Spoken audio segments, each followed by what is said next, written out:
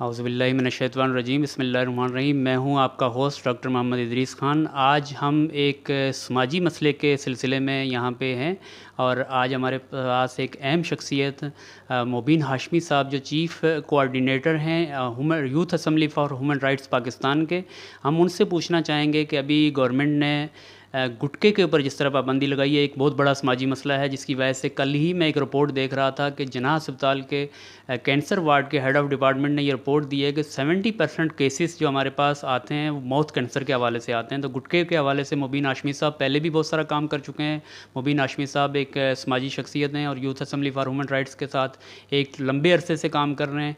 उनका गवर्नमेंट के इस इक़दाम के ऊपर क्या मौक़िफ़ है, हम उनसे जानेंगे। मुबीन हाशमी साहब प्लीज़।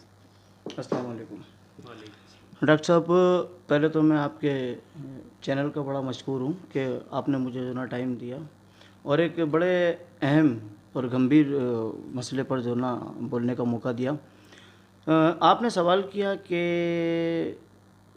गवर्नमेंट ने ये डिसीजन लिया, फ़ैसला लिया है गुटखे के ऊपर, ये कैसा है। तो मैं ये समझता हूँ कि पाकिस्तान को बने लगभग 70 साल से ज़ायद हो चुके हैं। जो बुराई आज है वो बुराई 70 साल पहले भी थी। हम अगर बेदार हुए तो इतनी देर से कैसे। आपके सवाल में मैं एक सवाल मैं कर रहा हूँ, ठीक है। दूसरा ये कि आप अगर सर्वे करें, हम सर्वे करें, अमामुल्लाह से अगर सर्वे करें तो कराची भर में लगभग 3 से 4-5 हॉस्पिटल ऐसे हैं जो कि सिर्फ ओरल कैंसर पे यानी मुंह के कैंसर पे काम कर रहे हैं, ठीक है ना। मुंह के कैंसर पे काम कर रहे हैं और जिन्हें दुनिया भर से एड आती है, उनकी हेल्प होती है, उनकी मदद होती है, वहाँ से उनकी हेल्प होती है और वो सिर्फ कैंसर पे काम कर रहे हैं। अच्छा, गुज़िश्ता 4-5-6 साल से कराची में और इंटीरियर में, अंदरूनी सिंध में एक रेशो बढ़ा है मुंह के कैंसर का। अच्छा, जब मुंह के कैंसर का रेशो बढ़ा है तो अमवात में भी इजाफा हुआ है कि ज़्यादातर लोग, मैं समझता हूँ कि 50 से 55% लोग कि जो लोगों की जो अमवात हुई है वो मुंह के कैंसर की वजह से ही हुई है, ठीक है। वो लोग जिन्हें इलाज व मुआवजे की सहूलियत नहीं मिली, जो लोग कराची में उनकी या खुशकिस्मती कह लें या बदकिस्मती कह लें, कि खुशकिस्मती यूँ कहें कि उनके इलाज के लिए यहाँ पे प्लेसेस मौजूद हैं, बदकिस्मती यूँ कहें कि यहाँ पे ये जो गुटखा माफिया है इनका काम बामे अरूज पर है, ठीक है। पाबंदी लगी, बहुत अच्छी बात है, गवर्नमेंट के इस इक़दाम को सलाम है कि गवर्नमेंट ने पाबंदी लगाई। मगर मैं एक सवाल आपके चैनल के तवज्जुह से अरबाब इख्तियार से ये करना चाहता हूँ कि ये पाबंदी आज क्यों लगी। ये पाबंदी तो बहुत पहले लगनी चाहिए थी। मैं ये समझता हूँ कि आप जुर्म करने वाले को ना ख़त्म करें, जुर्म को ख़त्म करें, जुर्म को ख़त्म करें। आप गुटखा बनाने वाले, गुटखा खाने वालों को तो रोक रहे हैं और उन्हें, मैं समझता हूँ कि एक अवेयरनेस प्रोग्राम भी चलना चाहिए कि लोगों को आगाही होनी चाहिए कि इसके खाने से, इसके इस्तेमाल करने से नुकसानात क्या हो रहे हैं, ना कि उसे बल्कि उसके पूरे ख़ानदान को, उस शख्स से वाबस्ता जितने लोग हैं वो सब मुश्किलात और मसाइब का शिकार होते हैं किसी एक आदमी के तकलीफ़ में जाने से ना। और अगर वो दुनिया से जाता है फिर तो मामला ही दूसरा हो जाता है।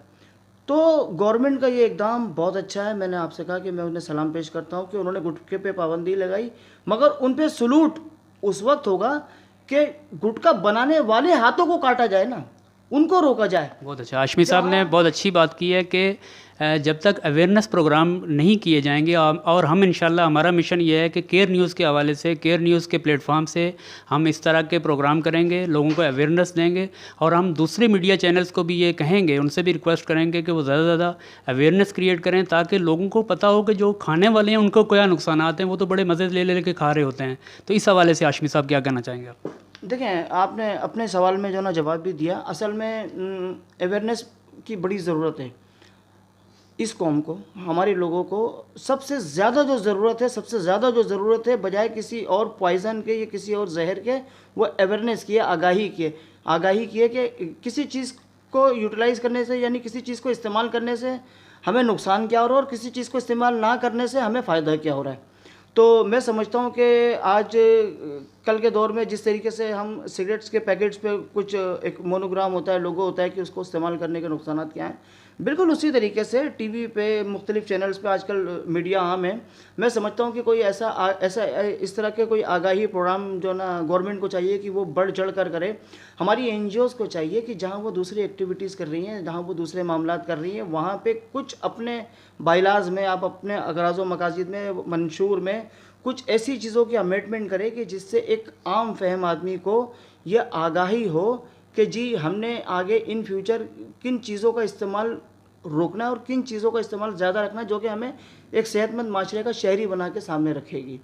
तो ये गवर्नमेंट के साथ साथ हमारे लोगों की भी ज़रूरत है। और मैं समझता हूँ कि हम तमाम चीज़ें, तमाम मामलात गवर्नमेंट के ऊपर ना छोड़ें। हमारी अपनी भी एक ज़िम्मेदारी है बहैसियत शहरी होने के नाते, बहैसियत पाकिस्तानी होने के नाते, कि हम अंधेरों को ना कोसें, अपने हिस्से का चिराग जलाएं।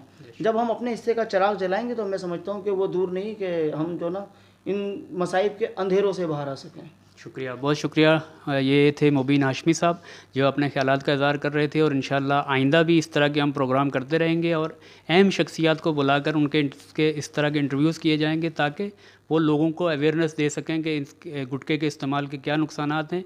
और गवर्नमेंट का हाथ बनना है, हमने इस अच्छे काम के लिए हमें गवर्नमेंट के साथ खड़े होना है इंशाअल्लाह। केयर न्यूज़ के साथ मैं हूँ डॉक्टर इदरीस। इजाज़त, अल्लाह हाफ़िज़।